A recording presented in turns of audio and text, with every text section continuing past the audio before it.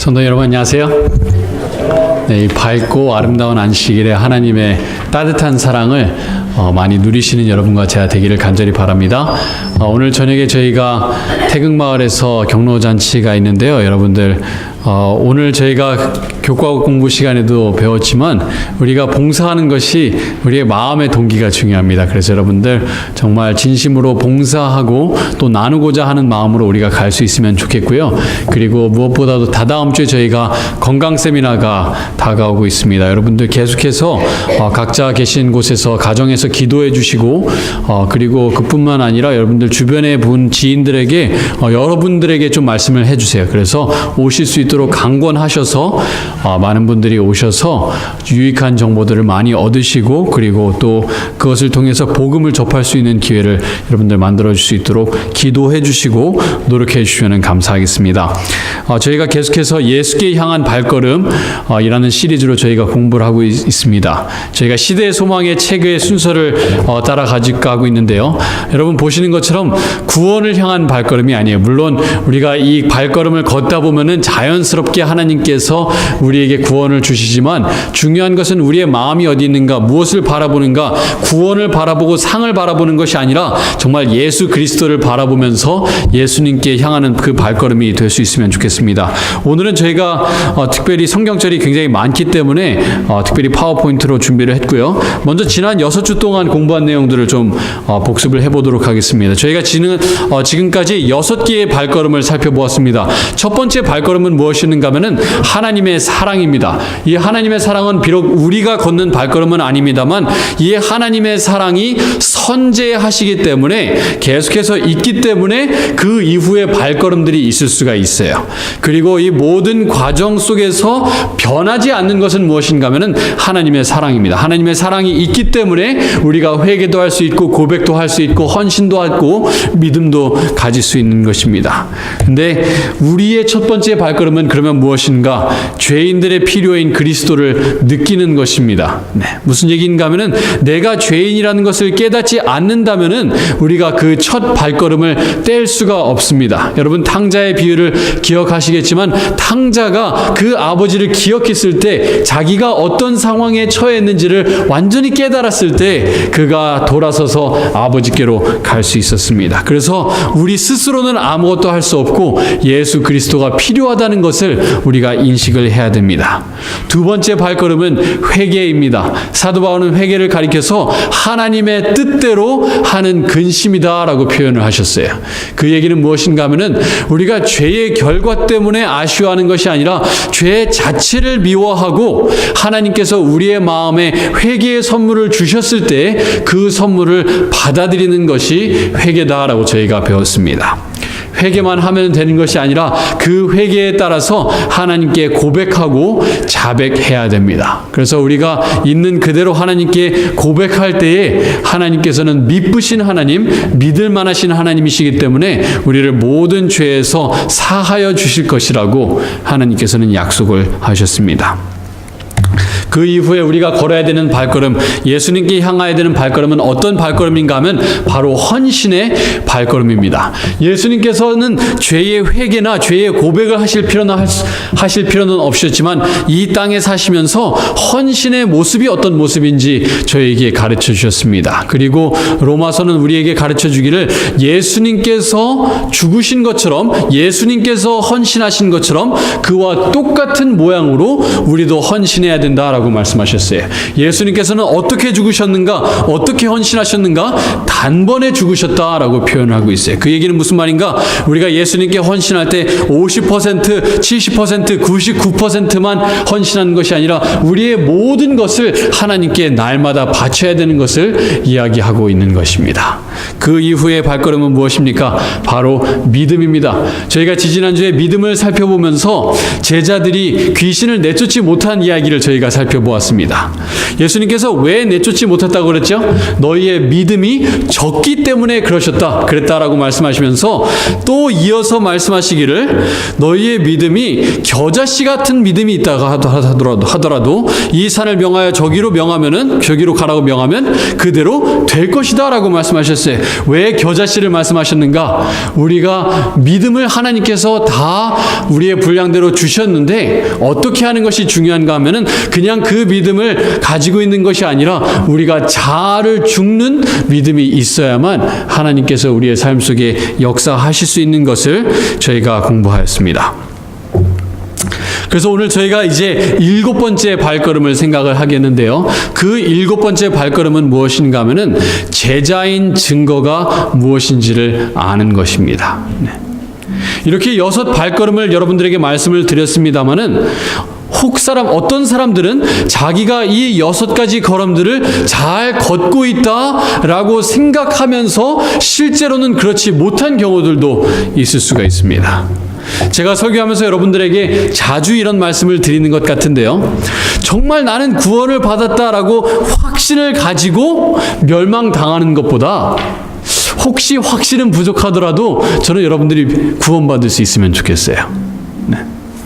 그래서 성경에는 이렇게 말씀하고 있습니다. 마태복음 7장 21절에 예수님께서 말씀하시길 나더러 주여 주여 네.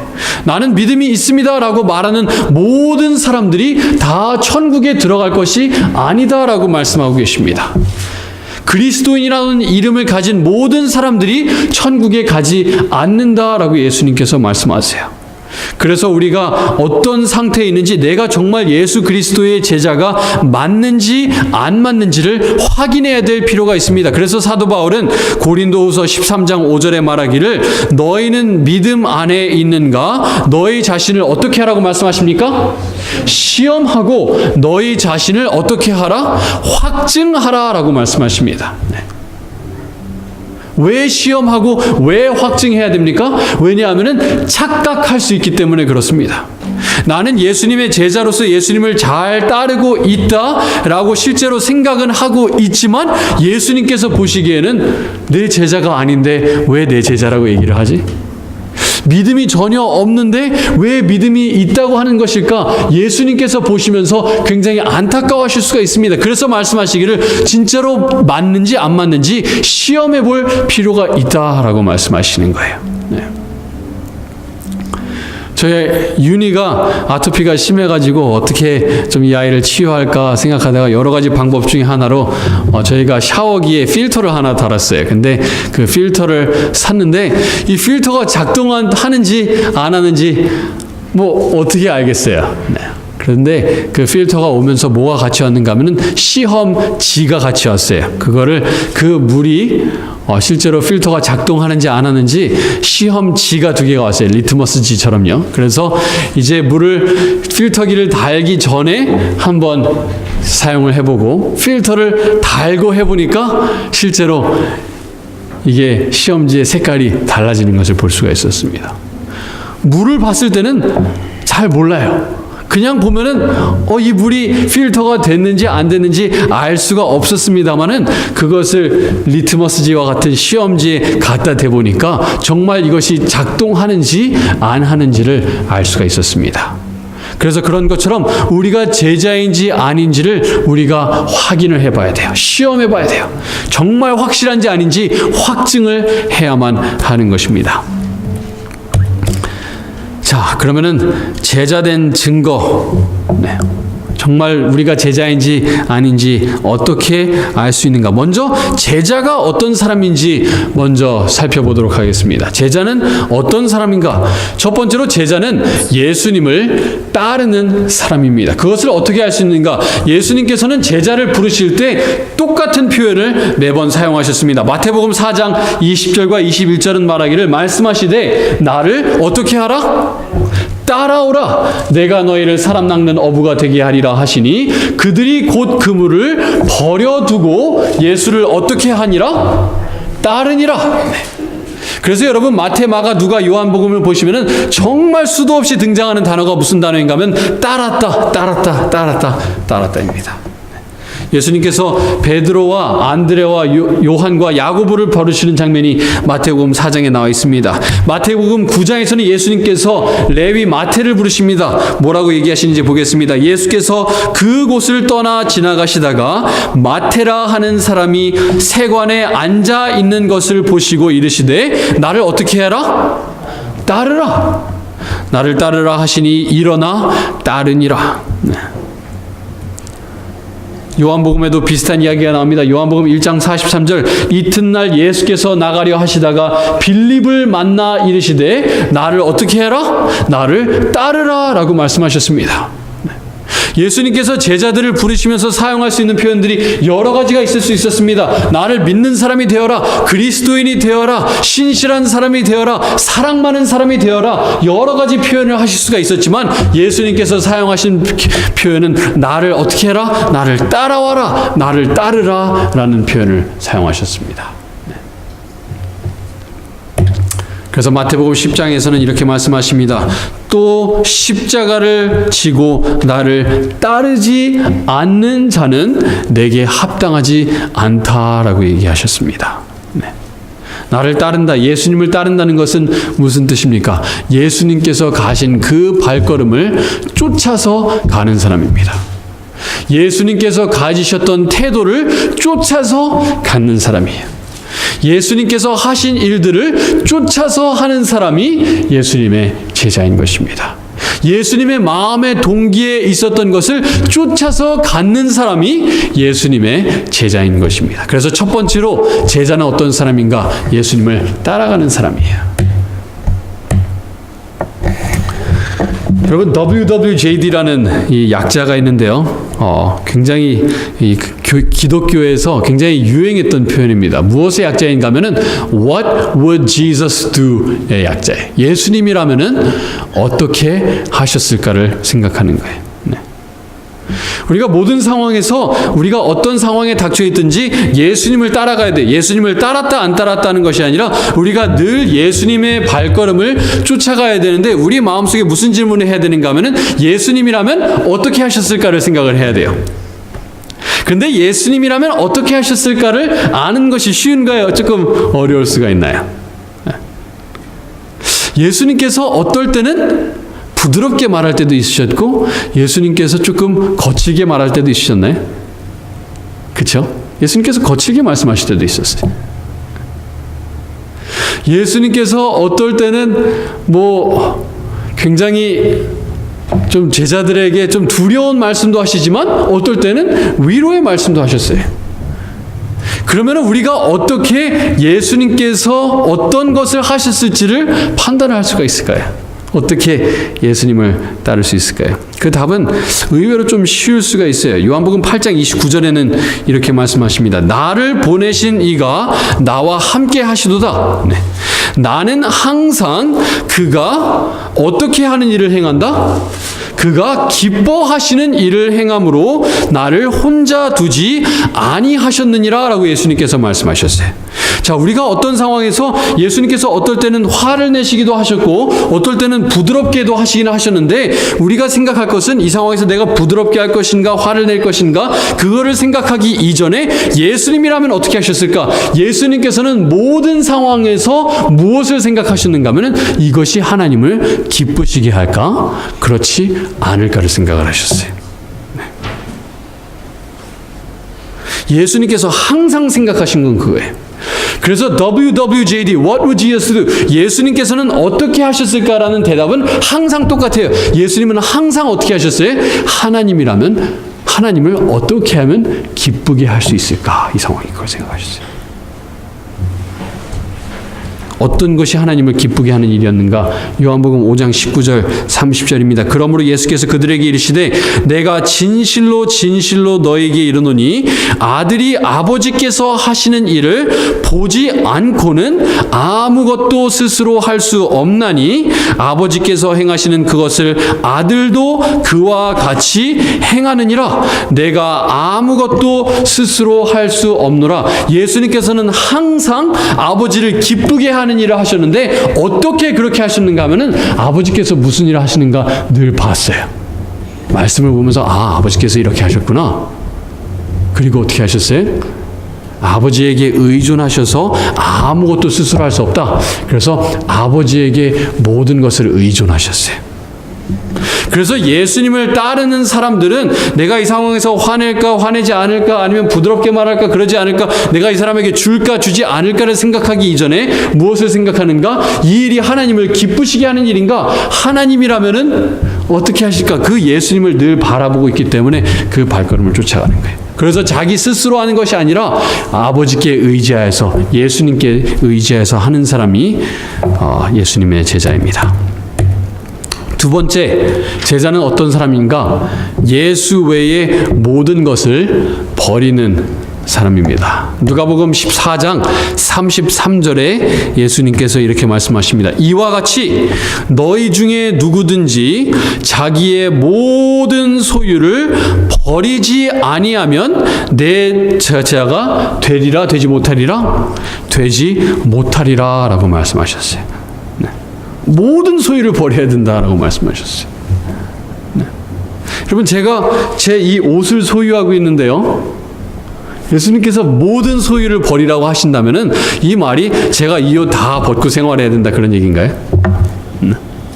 제가 제 차를 소유하고 있는데 제 차도 팔고 제 집은 물론 렌트하고 있습니다만 집에도 살지 않고 옷도 다 버리고 가구도 다 버려야 된다 그런 말씀이실까요? 네. 이 원어의 버리다라고 하는 표현은 무슨 표현과 같은 표현인가 하면 분리하다라는 단어와 같은 단어예요. 우리 자신을 어떻게 해야 되는가 하면 예수 외의 모든 것과 분리시켜야 돼요. 내 정체성이 내가 소유한 것에 묶여서는 안 된다는 얘기예요. 제 가지고 있는 옷에 너무 집착해서 여기에서 뗄래야 뗄 수 없는 관계가 돼서는 안 된다는 것입니다. 예수 외에는 다 뗄래야 뗄 수 있는 관계가 돼야 된다는 거예요. 그래서 제자들이 어떻게 했습니까? 마태복음 4장 20절 21절에 예수님께서 부르실 때 말씀하시되 나를 따라오라, 내가 너희를 사람을 낚는 어부가 되게 하리라 하시니 그들이 곧 그물을 어떻게 했습니까?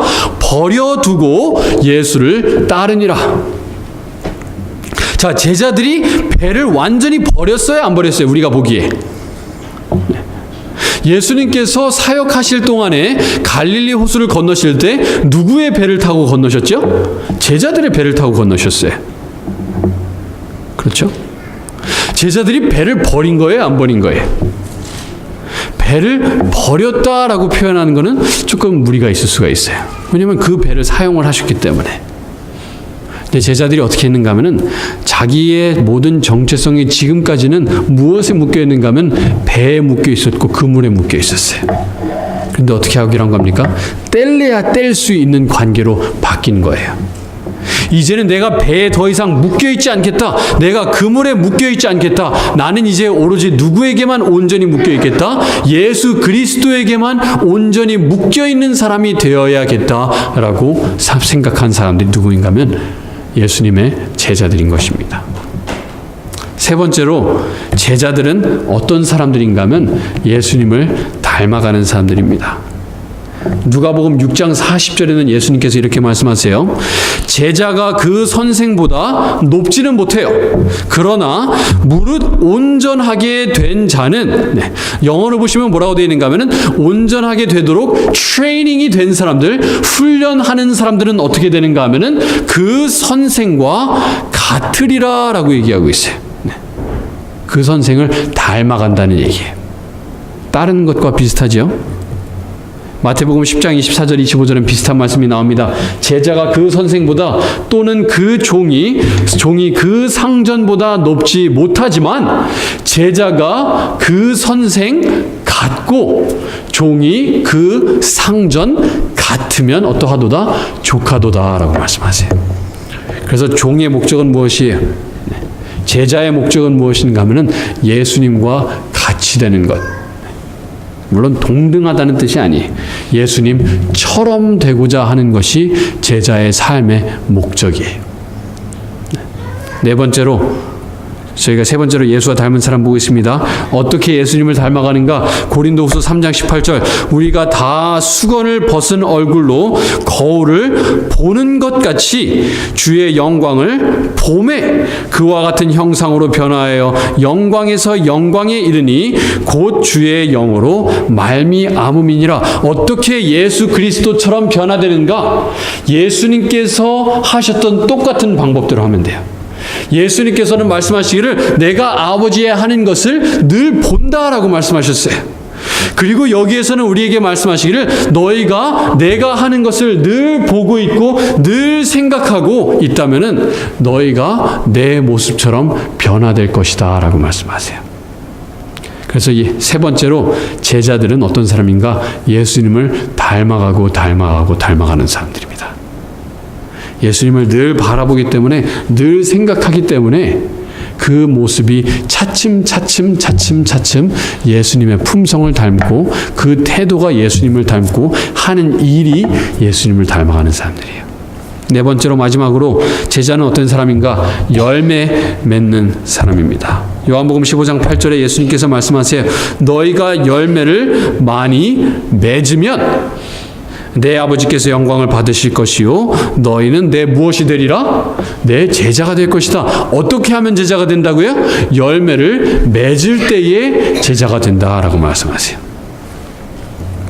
마태복음 7장 20절 그들의 열매로 그들을 알리라. 여러 가지를 말씀을 드렸어요. 네. 그것을 저희가 좀 두 문장으로 좀 요약을 해보겠습니다. 제자란 어떤 사람인가? 제자는 예수 이외의 모든 것으로부터 자신을 분리시키고 예수를 어떻게 하는 사람들이다? 따라가는 사람이다. 그는 예수를 어떻게 하면서? 바라보면서 닮아가고 예수가 맺은 열매를 삶에서 맺는 사람이 예수님의 제자예요. 여러분 이런 사람이 되고 싶으세요? 네. 예수께 향한 발걸음을 걷는 이 사람들이 이런 사람들이 예수님의 제자입니다. 자, 그런데 우리가 이런 사람인지 아닌지는 어떻게 알 수가 있을까요? 자, 생애의 빛 58페이지에는 이렇게 말씀하십니다. 우리가 제자인지 아닌지 이렇게 알 수 있다라고 말씀하십니다. 누가 내 마음을 소유하는가? 우리의 생각이 누구에게 있는가? 여러분 한번 생각해 보세요. 평소에 내 생각이 내가 무엇에 대해서 많이 생각을 하는가? 우리가 누구에 대하여 말하기를 좋아하는가? 여러분 무엇에 대해서 얘기하는 게 좋으세요? 골프 치는 거에 대해서 얘기하는 게 좋으세요? 탁구 치는 거에 대해서 얘기하는 게 좋으세요? 피클볼에 대해서 치는 거에 대해서 얘기하는 게 좋으세요? 아니면은 그런 모든 것보다 예수님에 대해서 얘기하는 게 좋으십니까? 네.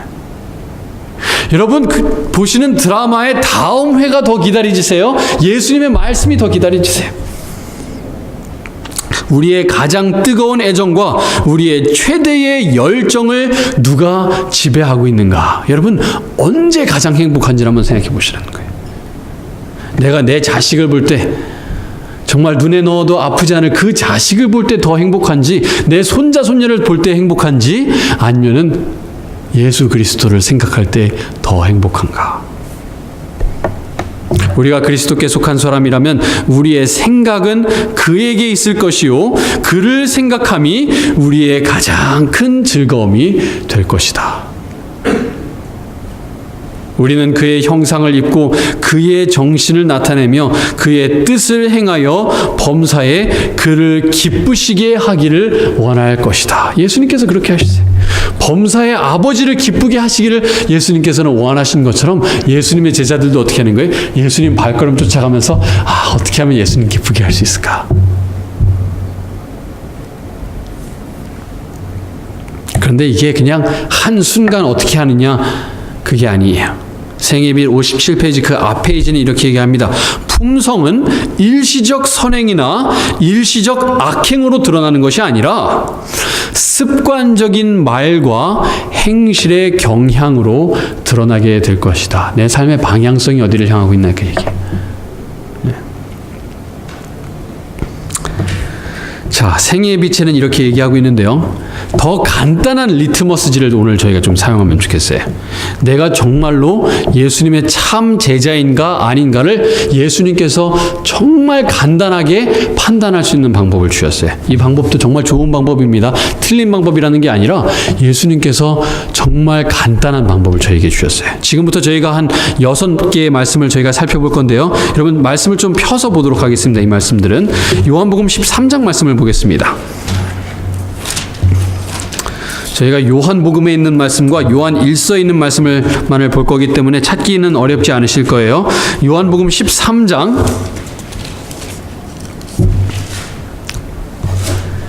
34절과 35절의 말씀입니다. 요한복음 13장 34절과 35절의 말씀입니다.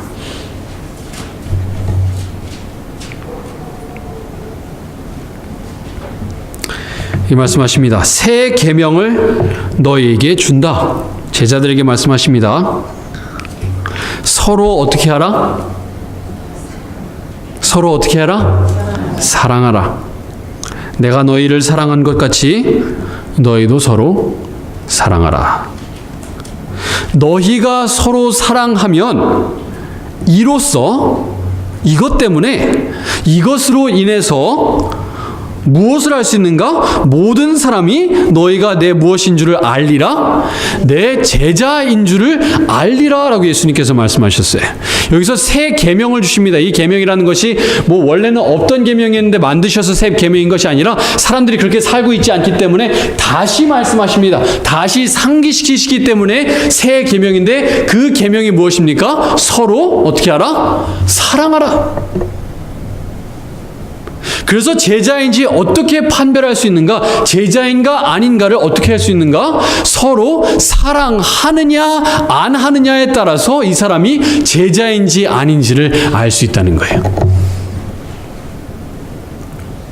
자, 그런데 여러분 이 질문을 드릴게요. 여러분 이 말씀을 예수님께서 누구에게 하신 말씀입니까? 예수님께서 어디서 하신 말씀인가 하면 예수님께서 제자들의 발을 씻기실 때 마지막 만찬에서 하신 말씀이에요. 거기 몇 명의 사람들이 있었습니까? 예수님과 예수님의 몇 명의 제자들이 있었죠? 예수님의 12명의 제자들이 있었어요. 네.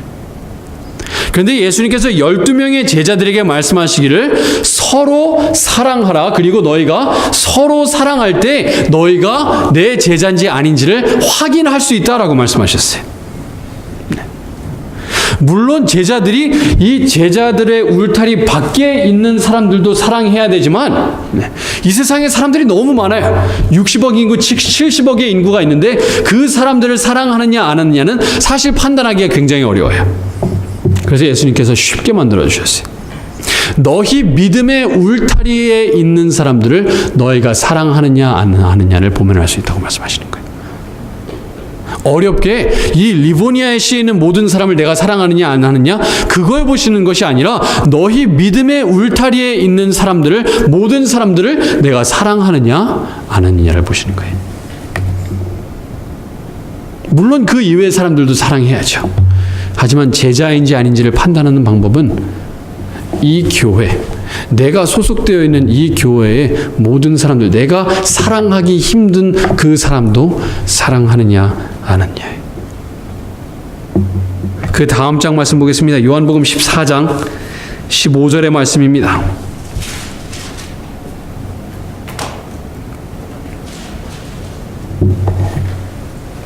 예수님께서 말씀하십니다. 너희가 나를 사랑하면 나의 무엇을 지킬 거다? 내 계명을 지킬 거다. 근데 예수님께서 그 상황에서 주셨던 계명은 무엇입니까? 서로 어떻게 하라? 사랑하라. 너희가 나를 사랑한다면, 너희가 예수 그리스도를 정말로 사랑한다면 내 계명을 지킬 것인데 그 계명은 뭐였어요? 서로 사랑하라. 21절 말씀입니다. 나의 계명을 지키는 자라야. 계명이 뭐였어요? 서로 사랑하라. 나의 계명을 지키는 사람이야야 나를 사랑하는 자니 나를 사랑하는 자는 내 아버지께 사랑을 받을 것이요 나도 그를 사랑하여 그에게 나를 나타내 보여주리라. 내 계명을 지키는 사람을 내가 사랑해 준다라고 말씀하셨어요. 계명은 뭐였어요? 서로 사랑하라. 15장 말씀 보겠습니다. 15장 12절입니다. 혹시라도 이 말씀을 제대로 이해하지 못할까 봐 예수님께서 다시 말씀하십니다. 여기서 말하는 계명은 무엇인가? 15장 12절. 내 계명은 곧 무엇인가? 내가 너희를 사랑한 것 같이 너희도 서로 어떻게 하라? 사랑하라 하는 이것이니라. 이게 계명이라는 거예요. 14절입니다. 너희는 내가 명하는 대로 행하면 곧 나의 친구라. 여기서 명하신 게 뭐예요? 사랑하라. 17절에 보겠습니다. 내가 이것을 너희에게 명함은 무엇을 명하셨어요? 서로 사랑하라. 이것을 너희에게 명함은 너희로 서로 사랑하게 하려 함이라. 분명하게 알기를 원하셨던 것이 요한복음에서 말씀하셨던 계명이 물론 10계명을 포함하지만 예수님께서 강조하고자 하시는 것은 너희 믿음의 울타리 안에 있는 모든 사람을 내가 정말로 사랑하느냐 안 하느냐를 보면은 너희가 내 제자인지 아닌지를 알 수 있다라고 말씀하셨어요. 이건 제가 여러분들에게 만들어내는 게 아니라 예수님의 입에서 말씀하시길 이런 사람이 내 제자다라고 말씀하세요. 요한 1서의 말씀을 보겠습니다. 이것이 마치 그냥 한 책에만 있다면은 이게 별거 아니구나라고 생각할 수 있다고 하나님께서 염려를 하셨는지 거의 같은 말씀을 요한 1서에서 다시 반복하십니다. 요한 1서 2장 3절부터 5절의 말씀입니다.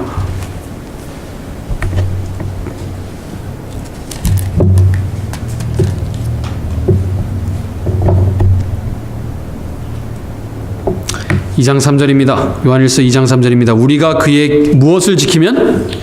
계명을 지키면 이로써 우리가 그를 아는 줄로 알 것이요 그를 아노라 하고 그의 계명을 지키지 아니하는 자는 무슨 말하는 자요? 거짓말하는 자다. 나는 예수님의 제자다라고 얘기를 하면서 예수님의 계명을 지키지 않으면은 거짓말쟁이다라고 예수님께서 말씀하세요. 5절입니다. 누구든지 그의 말씀을 지키는 자는 하나님의 사랑이 참으로 그 속에 온전하게 되어나니 이로써 우리가 그에 있는 줄을 아노라. 자, 그러면 여기서 말하는 명령, 계명은 무엇일까요? 그 다음 장에 나와 있어요. 3장입니다. 요한일서 3장 23절 24절입니다. 너희는 처음부터 들은 것을 너희 안에 거하게 하라. 너희부터 들은 것이 너희 안에 거하면 너희가 요한일서 3장이네요. 제가 잘못 봤습니다. 3장 23절 24절입니다. 그의 계명은 이것이니 2장에 뭐라 그러셨죠? 너희가 이로써 나를 아는 것을 실제로 확인할 수 있다. 내 계명을 지키는 것으로 나를 아는 것을 확인할 수 있다고 하셨는데 그럼 그 계명은 무엇인가? 23절 그의 계명은 이것이니 곧 그 아들 예수 그리스도의 이름을 믿고 그가 우리에게 주신 계명대로 서로 어떻게 하는 것이니라? 사랑하는 것이다. 예수님을 안다라고 얘기하면서 그의 계명을 지키지 않은 사람은 거짓말하는 사람인데 그 계명이 뭐예요? 서로 사랑하라는 계명이에요. 24절 그의 계명을 지키는 자는 주 안에 거하고 주는 그의 안에 거하시나니 우리에게 주신 성령으로 말미암아 그가 우리 안에 거하시는 줄을 우리가 아느니라. 무슨 얘기인가 하면 이거는 목숨이 달린 문제란 얘기예요.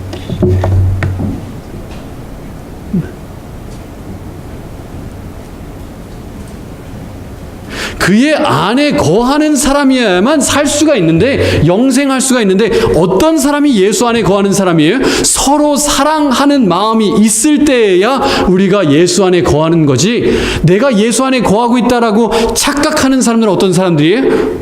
나 예수님 잘 믿습니다. 안식일마다 교회 옵니다. 11조 잘 냅니다. 교회에서 열심히 봉사합니다. 하는데 서로 사랑하는 마음이 없으면은 어떻게 하고 있는 거예요? 착각하고 있는 거예요. 무슨 착각인가 하면 죽음의 착각이에요.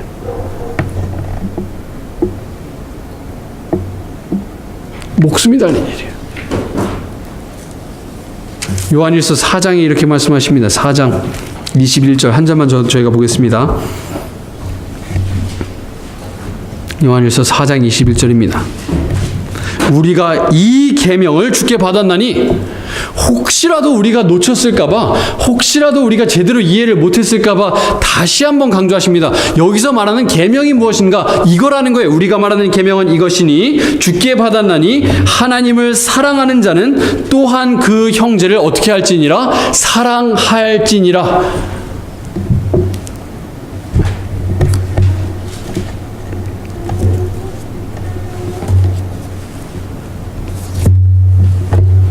여러분 혹시 이 말씀을 들으시면서 권 목사가 혹시 나에게 하려고, 나한테 이 얘기를 하려고 그러는 건가? 혹시 그렇게 생각하셨더라면 맞습니다.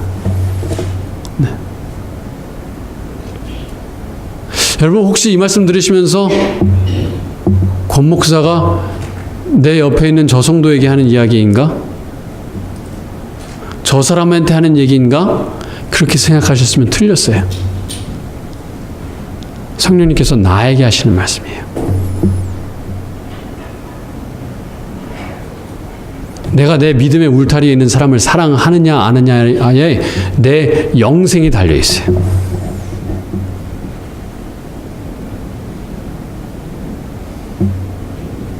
영원히 죽느냐 사느냐가 여기 달려있어요. 믿음 좋다라고 아무리 얘기해도, 11금 아무리 많이 내고 헌금 아무리 많이 하고 안식일날 교회 아무리 잘 출석하도 내가 이 믿음의 울타리에 있는 사람을 미워하고 있으면 그건 아무 소용이 없다는 거예요.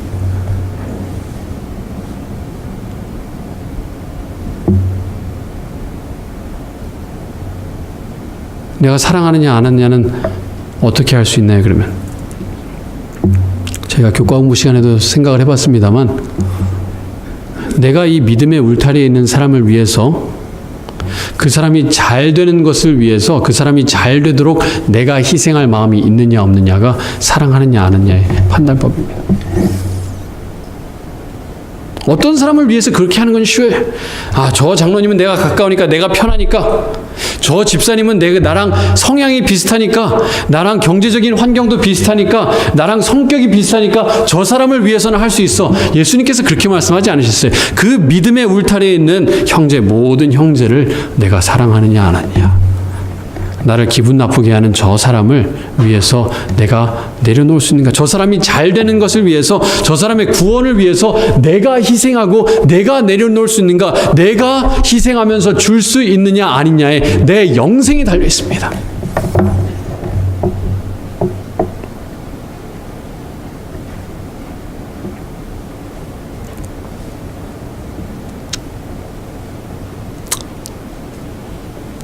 여러분, 근데 이게 쉬운 문제입니까? 어려운 문제입니까?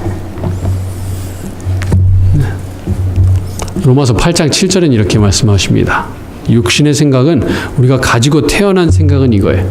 우리의 본능적인 생각은 무엇인가? 하나님과 원수가 되나니 이는 하나님의 법에 굴복하지 아니할 뿐 아니라 할 수도 없다. 불가능하다라고 말씀하세요. 그런데요, 저희가 지금까지 요한복음과 요한일서의 말씀을 봤죠.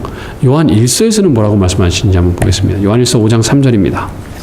하나님을 사랑하는 것은 이것이니 우리가 그의 계명들을 지키는 것이라. 계명이 뭐였죠? 서로 어떻게 하라? 사랑하라. 근데 그 계명들이 무엇인가? 그의 계명들은 너무나 무거운 것이로다. 그의 계명들은 무거운 것이 아니로다라고 말씀하세요. 시편 40편 8절에 비슷한 말씀이 있습니다. 나의 하나님이여, 내가 주의 뜻 행하기를 즐기오니. 너무 가볍다는 거예요. 아, 너무 좋다.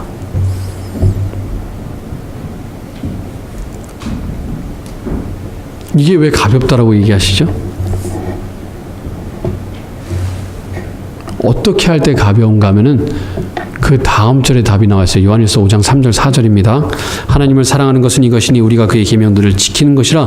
그의 계명들은 무거운 것이 아니로다. 무릇 하나님께로 난 자마다 세상을 이기느니라.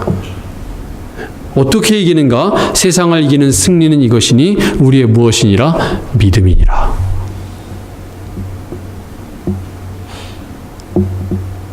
믿음이 쉽게 만들어져요.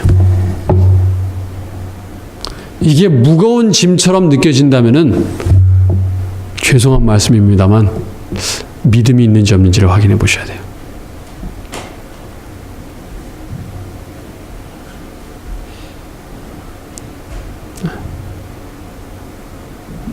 이 요한일서의 말씀대로 하면은 무엇이 무거운가 하냐면 형제를 미워하는 것이 오히려 무거운 거예요. 그렇죠? 형제를 사랑하는 것이 가볍다라고 했다면은 무엇이 무거운 거예요? 형제를 미워하는 것이 무거운 짐이에요. 그래서 예수님께서 마태복음 마지막 보는 말씀입니다. 마태복음 11장 28절로 30절 말씀입니다. 수고하고 무거운 짐진 자들아 다 내게로 오라. 믿음의 울타리 안에 있는 형제들을 못 사랑하겠는 사람들아 다 내게로 오라고 말씀하십니다. 내가 너희를 쉬게 하리라. 나는 마음이 온유하고 겸손하니 나의 멍에를 메고 내게 배우라. 그리하면 너희 마음이 쉼을 얻으리니 이는 내 명예는 쉽고 내 짐은 가볍다라고 말씀하세요. 여기서 짐은 뭐예요? 저희 요한일서에 본 말씀에 의하면 서로 사랑하는 게 예수님의 가벼운 짐이에요. 무거운 짐진 건 뭐예요? 사랑하지 못하는 게 무거운 짐이에요.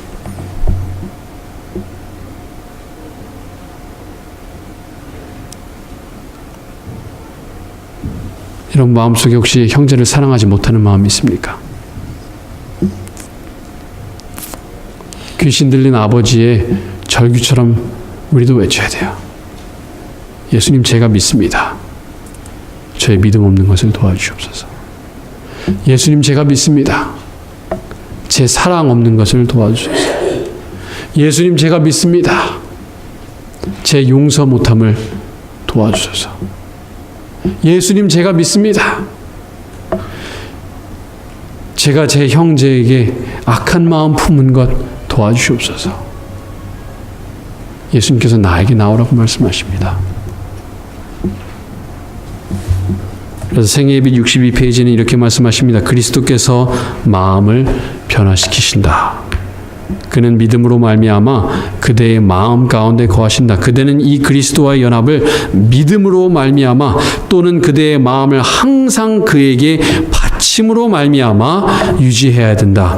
그대가 이렇게 하는 동안에는 자기의 기쁘신 뜻을 위하여 너희에게 소원을 두시고 그리고 행하게 하실 것이다. 라고 말씀하세요.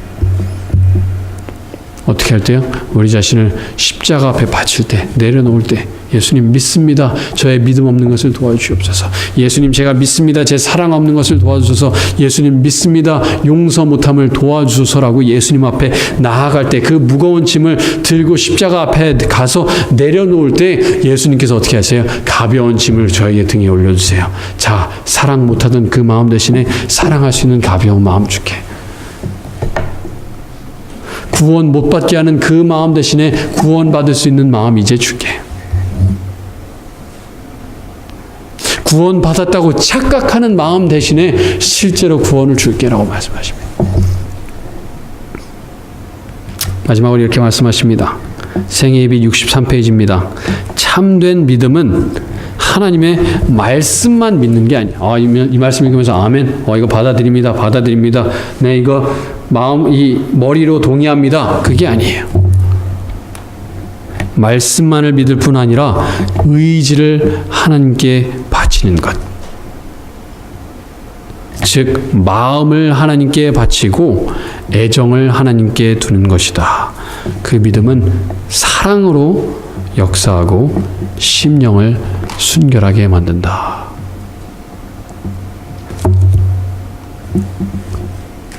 성도님 여러분, 우리 예수 그리스도 앞에 가서 사랑을 배우시면 좋겠습니다. 무거운 짐 대신에 예수 그리스도의 가벼운 짐을 짊어지시기 바랍니다. 미움의 무거운 짐 대신에 용서의 가벼운 짐 지시기 바랍니다. 믿음으로 여러분의 의지를, 여러분의 선택을 하나님께 바치시기 바랍니다. 내가 할 수 없다는 그것을 주님 앞에 바치시고 선택하세요. 그렇게 할 때 하나님께서는 그 짐을 가볍게 만들어 주실 것입니다. 제자된 증거를 여러분의 삶 속에서 발견하시는 여러분과 제가 꼭 되기를 바라면서 말씀을 드리겠습니다.